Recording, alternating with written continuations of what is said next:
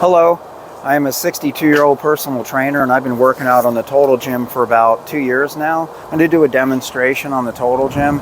I think it's an awesome machine, especially for older people like my age. So I'll go ahead and get started.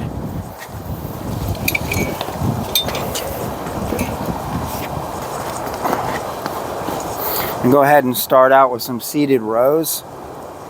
Now while doing these seated rows, my lower back muscles are working isometrically, which means it's not lengthening or shortening. The muscle fibers are not lengthening or shortening.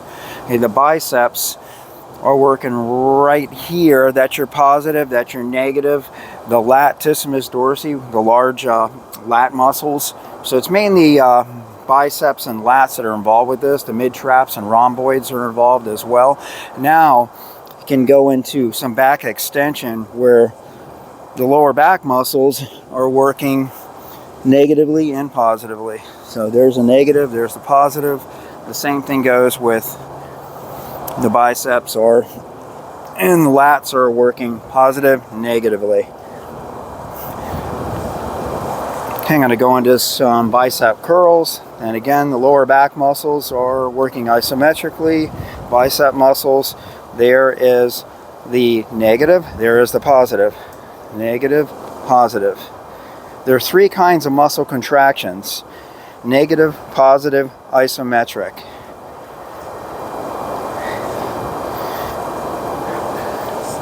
Okay, can go into a stretch right here for the lower back muscles, the hamstrings, and the glutes, gluteus maximus. It's a nice stretch. It's kind of just like standing, when you're standing and you're leaning over to touch your toes, but this is a better stretch because all my muscles are relaxed right now. When you're standing, muscles are contracting to hold you upright so you don't fall, so it kind of goes against the stretch. Your muscles should be totally relaxed when you stretch them. Okay, going to get in straddle position. Going to go ahead and do shoulder extension. Now the shoulders or deltoid have three heads, three different parts of the deltoid. I'm working the rear delts right here. This angle, middle delts. This angle, front delts. Rear delts, middle, front. So what I love about this machine, you can hit all the angles.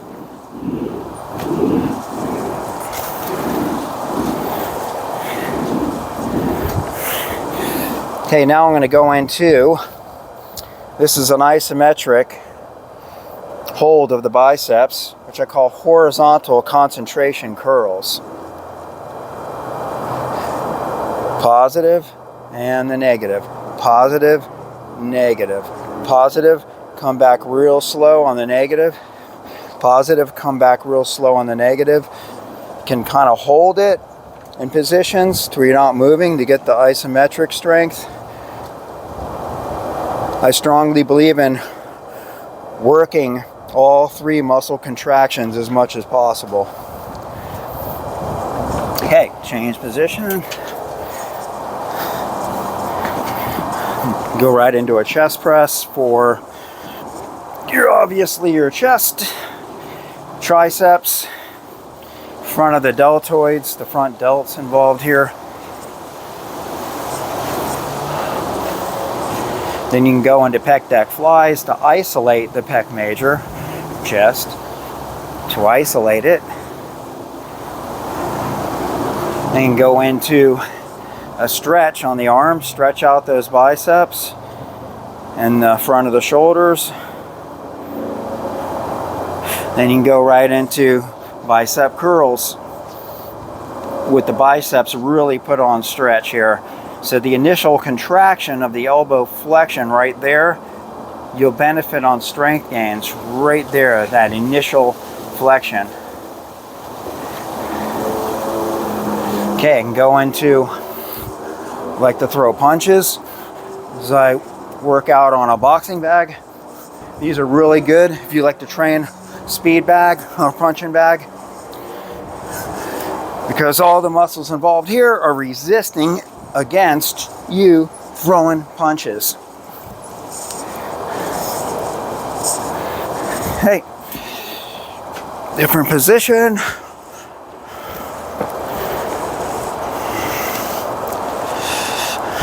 It's a great exercise for your abs are involved, your lats.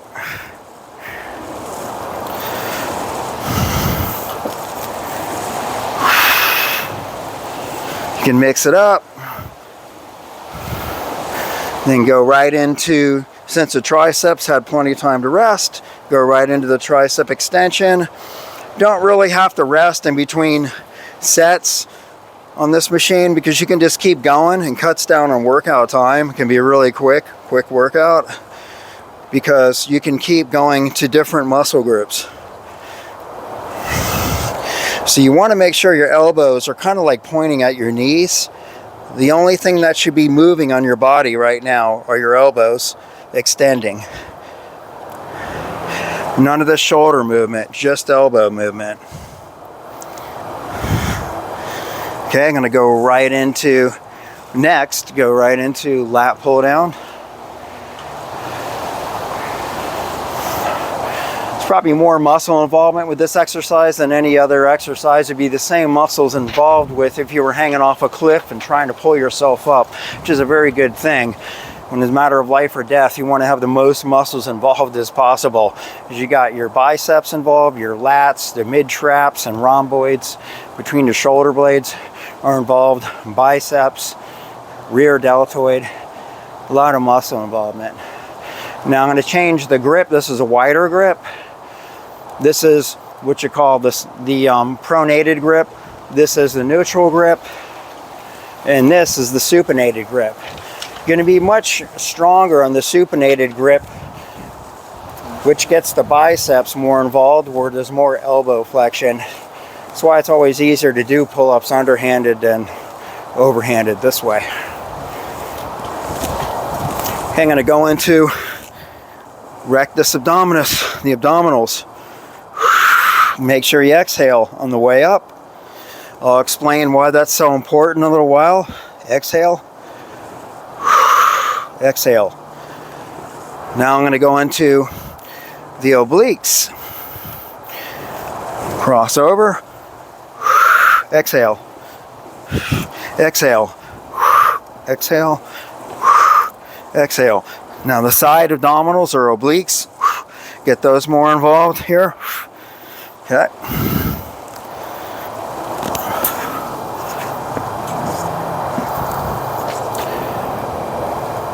Now I explained so much about the rectus abdominis muscle, what attaches here and then here in the bottom of the rib cage.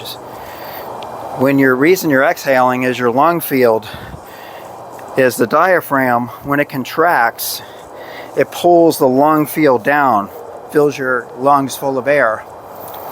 So as you exhale, the diaphragm relaxes and the air comes out of the lungs.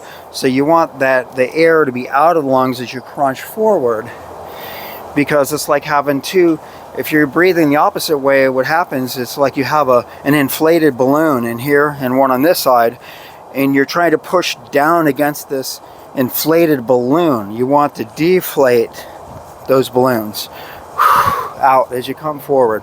So that's the reason why you always exhale when doing abdominal crunches. Okay, I'm going to go into some leg routine here. And this just comes right off like that.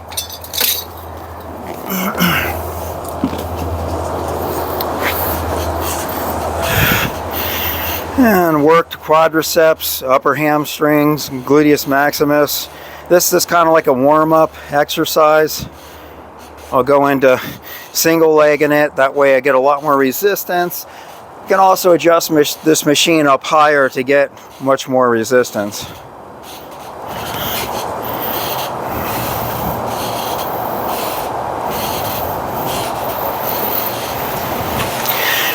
Now I'll do some plyometrics. If you're familiar with box jumping or jumping up onto a bench to the floor, pretty much jumping up onto a short like 3-foot wall, 4-foot wall, This is kind of a precursor exercise for that you can safely do this without injuring yourself before you go into the more advanced box jumping exercises. I'll kind of do a demonstration on that. So you go into one leg,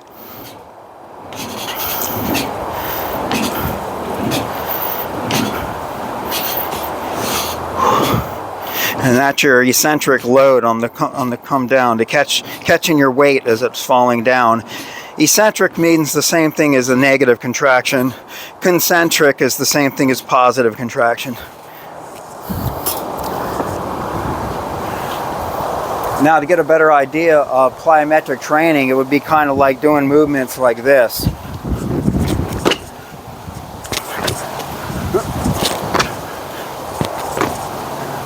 Or up real high jumping. So that's more advanced level, especially if you're jumping up on things and down to the floor again. Okay, I'm going to do a final exercise for the abs, which I call safe abdominals. If you have any kind of back issue going on, I mean, people even with like protruding discs in their back and back issues, or people tell me that they can't do abdominal exercises because it hurts their back too much. This is the safest way that you could possibly do abdominal crunches.